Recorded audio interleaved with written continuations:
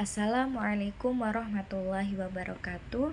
Kami dari kelompok 10 akan mempresentasikan hasil diskusi kami dengan materi tata cara sujud syukur, sujud sahwi, dan sujud tilawah pada materi kuliah praktikum ibadah yang diampu oleh Bapak Dosen Rahmat Afandi, SAG, MSI. Adapun anggota saya sendiri Jan Amelia Yulati sebagai moderator dan presentator, yang kedua Anis Adila sebagai presentator, yang ketiga Silva Kurnia Zahrini sebagai presentator, dan yang terakhir Anissa Hovifa Indraswari sebagai presentator. Pengertian sujud syukur merupakan sujud yang dilakukan karena mensyukuri nikmat Allah Subhanahu wa Ta'ala, disebabkan telah dikaruniai nikmat, keberhasilan, atau telah terlepas dari bahaya, musibah, baik kenikmatan atau musibah yang bersifat individu maupun yang bersifat umum yang menimpa umat Islam. Selanjutnya ada syarat-syarat sujud syukur, terdiri dari 3 macam. Yang pertama, suci dari hadas dan najis, baik pakaian, badan maupun tempat. Yang kedua, menghadap kiblat sebagaimana kita sholat jika kita mengetahui arah kiblat. Yang ketiga, menutup aurat. Rukun sujud syukur terdiri ada 3. Yang pertama, berniat sujud syukur. Yang kedua, takbiratul ikram dengan membaca takbir. Yang ketiga, sujud sekali dibarengi membaca dengan sujud syukur. Adapun niat sujud syukur seperti ini ya teman-teman. Nawaitu sujud dan syukri sunnatan lillahi ta'ala.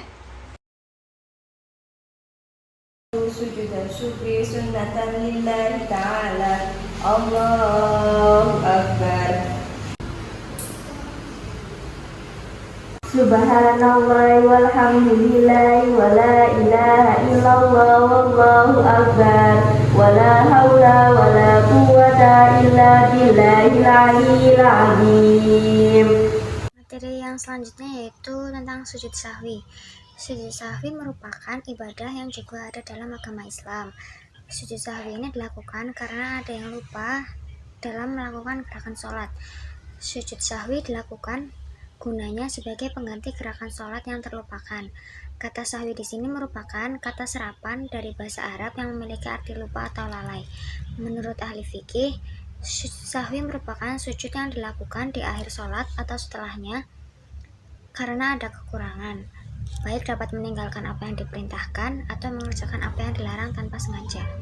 Kemudian adapun sebab-sebab dari harus melakukannya sujud sahwi, yaitu yang pertama, meninggalkan sebagian dari arkan sholat.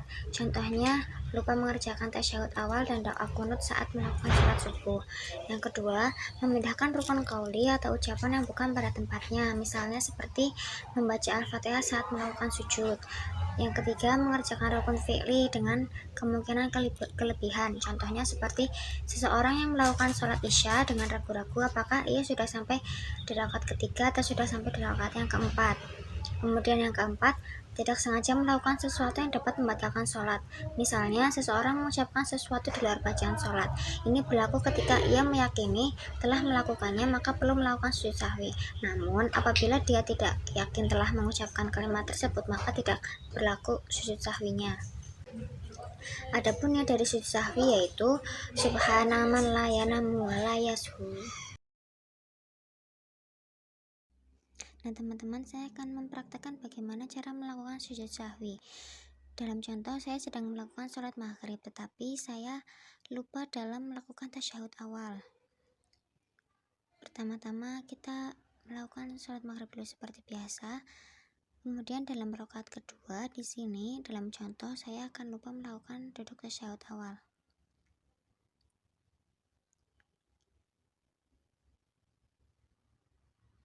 Nah, di sini saya sudah sadar kalau saya lupa apakah saya sudah melakukan tasyahud awal atau belum. Maka langkah selanjutnya ialah tetap melakukan sholat rakaat ketiga. Tetapi pada saat sebelum salam, kita melakukan sujud sahwi terlebih dahulu. Sujud sahwi ini dilakukan seperti sujud biasa. Nah, pada kalimat innaka hamidum majid persis sebelum salam.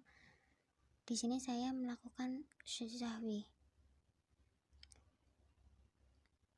Bacaan sujud sahwi yaitu Subhana man la yanamu wa la yashu, dibaca 3 kali seperti sujud biasa.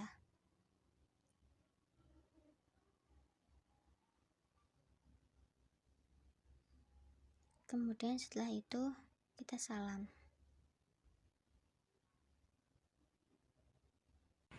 Materi selanjutnya yaitu pengertian dan hukum sujud tilawah. Menurut bahasa, tilawah berarti bacaan, sedangkan menurut istilah, sujud tilawah ialah sujud yang dikerjakan pada saat membaca atau mendengar ayat-ayat sajadah dalam Al-Quran. Sujud tilawah dilakukan untuk menyatakan keagungan Allah SWT dan sekaligus pengakuan bahwa diri kita ini sangat kecil dan lemah di hadapan Allah. Karena Allah adalah Sang Pencipta alam semesta dan pemberi anugerah yang kita miliki. Adapun hukum sujud tilawah adalah sunnah. Namun apabila dalam sholat jamaah, makmum wajib mengikuti imam. Artinya jika imam membaca ayat sajadah lalu bersujud, maka makmum wajib ikut sujud. Tetapi jika imam tidak sujud, maka makmum pun tidak boleh sujud sendirian. Selanjutnya, sebab-sebab sujud tilawah. Seorang melakukan sujud tilawah karena ia membaca ayat-ayat sajadah atau mendengar bacaan ayat sajadah. Di dalam Al-Quran terdapat 11 ayat yang terkenaan dengan ayat sajadah, yaitu surat Al-A'raf ayat 206, surat Al-A'radu ayat 15, surat Al-Nahl ayat 49, surat Al-Isra ayat 107, surat Al-Hajj ayat 77, surat Al-Furqan ayat 60, surat An-Nahl ayat 26, surat As-Sajdah ayat 15, surat An-Najm ayat 62, surat Al-Insyiqaq ayat 21, dan surat Al-A'la ayat 19. Selanjutnya yaitu tata cara sujud tilawah. Sujud tilawah itu ada 2 macam. Yang pertama, ketika kita berada dalam sholat. Jika sholat sendirian, caranya begitu mendengarkan atau membaca ayat sajadah dalam sholat, hendaklah sujud sekali, kemudian kembali berdiri meneruskan bacaan ayat tersebut dan meneruskan sholat. Namun apabila dalam sholat jamaah, makmum wajib mengikuti imam. Artinya, jika imam membaca ayat sajadah lalu bersujud, maka makmum wajib ikut bersujud. Tetapi jika imam tidak sujud, maka makmum juga tidak boleh sujud sendirian.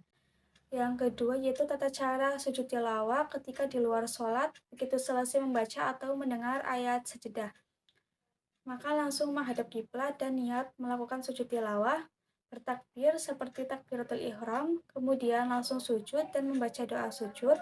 Setelah itu bertakbir untuk duduk, kemudian salam seperti dalam sholat biasa. Nah, kemudian ada niat sujud tilawah. Ya, niatnya yaitu sajada wajhi lilladzi khalaqahu wa sawwarahu wa syaqqa sam'ahu wa basarahu bihaulihi wa quwwatihi fatabarakallahu ahsanul khaliqin.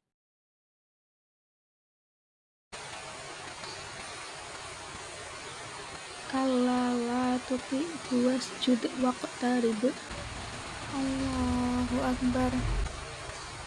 Sajada wajhi lilladzi khalaqahu wa sawwarahu wa syaqqa sam'ahu wa basarahu bihaulihi wa quwwatihi fatabarakallahu ahsanul khaliqin. Allahu akbar.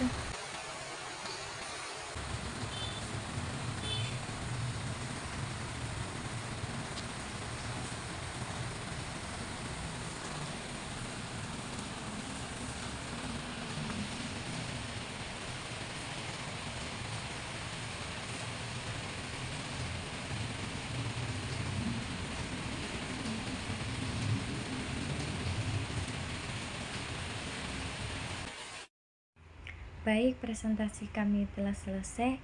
Jika ada yang salah mohon dimaafkan, jika ada yang sayang mohon diungkapkan. Sekian dan terima kasih. Wassalamualaikum warahmatullahi wabarakatuh.